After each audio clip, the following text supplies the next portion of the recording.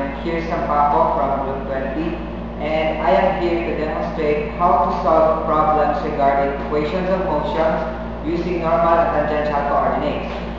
So, in this video, I am going to solve problem 13-82 from Haberler's Dynamics. And the problem goes this way. Determine the maximum speed the 1.5 megagram car can have and still remain in contact with the road when it passes point A. If the car maintains this speed, what is the normal reaction of the road on it when it passes point B? Neglect the size of the car. Before we solve the problem, let us first summarize the procedure for the application of equation of motion using normal and tangential coordinates. First, use normal and tangential coordinates when the particle is moving along a known curve path. Next, establish the normal and tangential coordinates system of the particle. Third, draw the free body and kinetic diagram of the particle. The normal acceleration always acts inward the positive direction. The tangential acceleration may act on either the positive or negative tangential direction. Then, apply the equations of motion in the scalar form and solve the derived equations for the unknowns. Take note that it may be necessary to employ kinematic relations.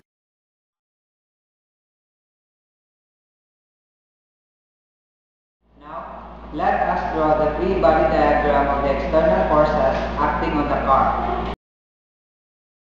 Based on the given figure, the normal acceleration must be directed towards the center of the curvature of the road, that is the positive normal axis. And of course, the direction of the tangential acceleration must be directed towards the direction of the motion of the car. We also have the weight of the car, equivalent to the mass times the acceleration due to gravity, and theta as the angle it makes with respect to the normal axis. So, we are asked to find the maximum speed of the car as it passes point A and still in contact with the road. We are given here the mass of the car as equal to 1,500 kg, and the equation of the curved path as equal to y is equal to 25 minus 1 over 200x squared. And of course, the horizontal distance from point A to B, which is 25 meters. From the equations of motion, we have summation of forces along the normal coordinate is equal to the mass of the car times the normal acceleration, wherein our normal acceleration is equal to the square of the velocity of the car over the radius of curvature. Now, referring to the figure, the forces along the normal coordinate is the weight of the car times cosine theta and the normal force.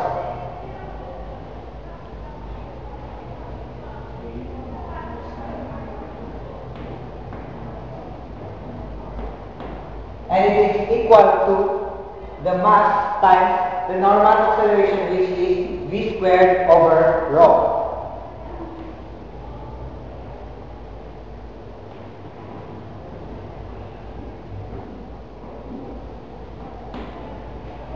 Substituting the given values, our weight is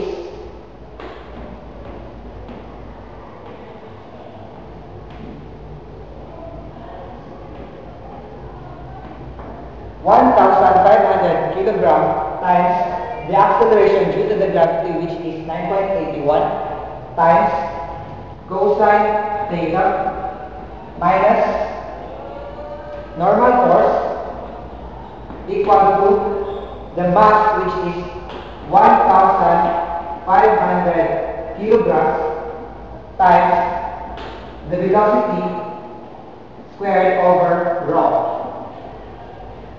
Then we have this equation.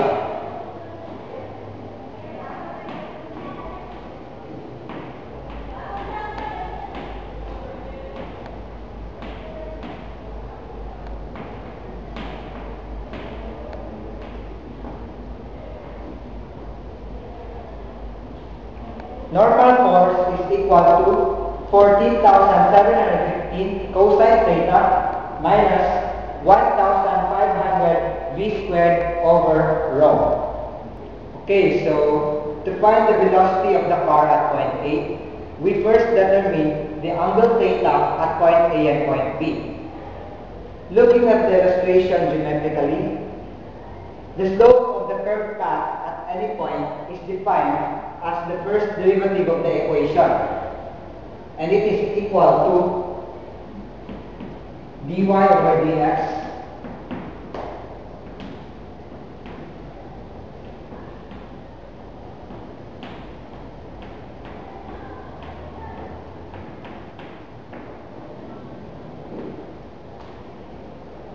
the first derivative with respect to x is negative 0.01 x, and the second derivative of the equation is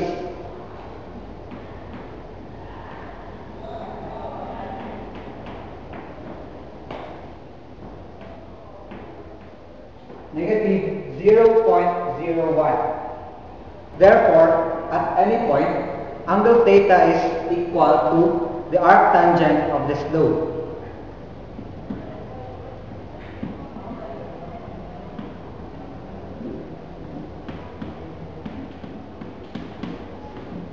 And dy over dx is equal to negative 0.01x. Then we have this equation.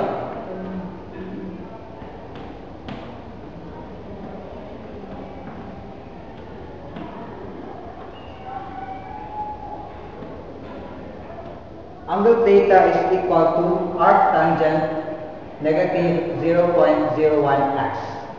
Now, at point A,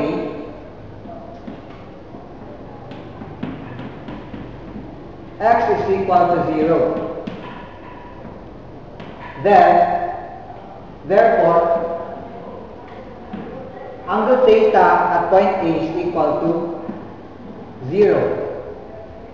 At point B,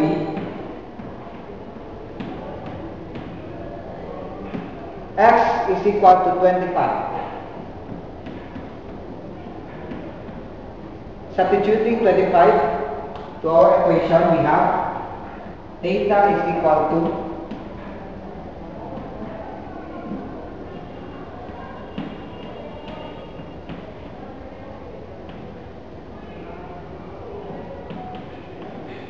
arctangent of negative 0.01 times 25.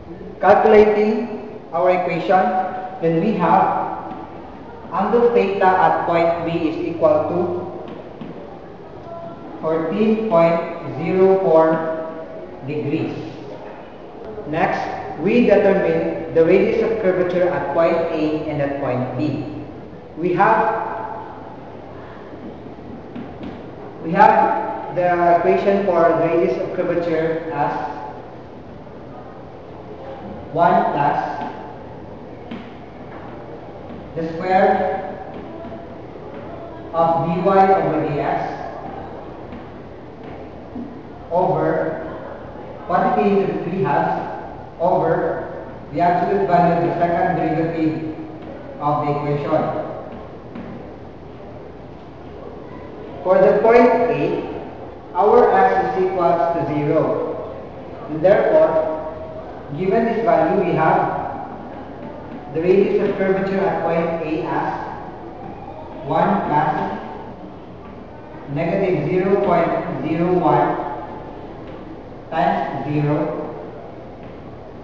squared to the 3 halves over 0.01. Then we get 100 meters. For the point B, we have x as equal to 25. Then, given this data, we can get the value of the radius of curvature at point B as 1 plus 0.25 squared to the 3 halves over 0.01. Therefore, our radius of curvature at point B is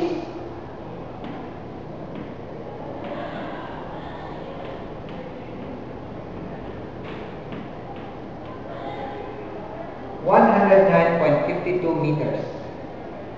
Now, since the car is required to just about lose contact at point A, then we assume that our normal force at point A is equal to 0. Then, using these values, we substitute it to our first equation, then we get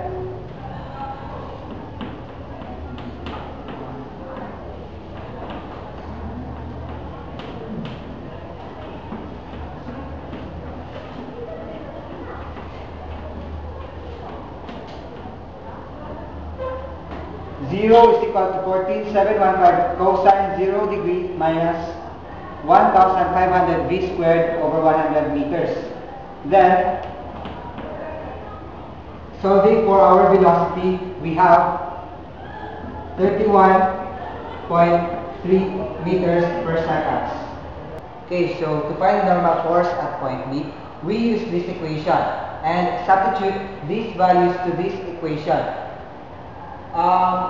Since the car is moving from point A to point B at a constant speed, which is equal to 31.3 meters per second. Then we get NB is equal to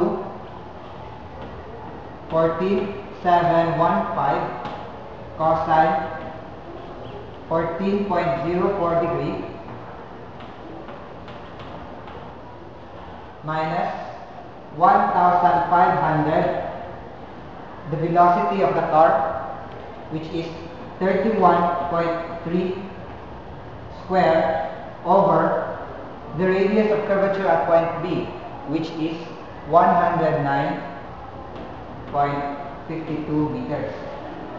Then calculate, we get 840 newtons as our normal force at point B.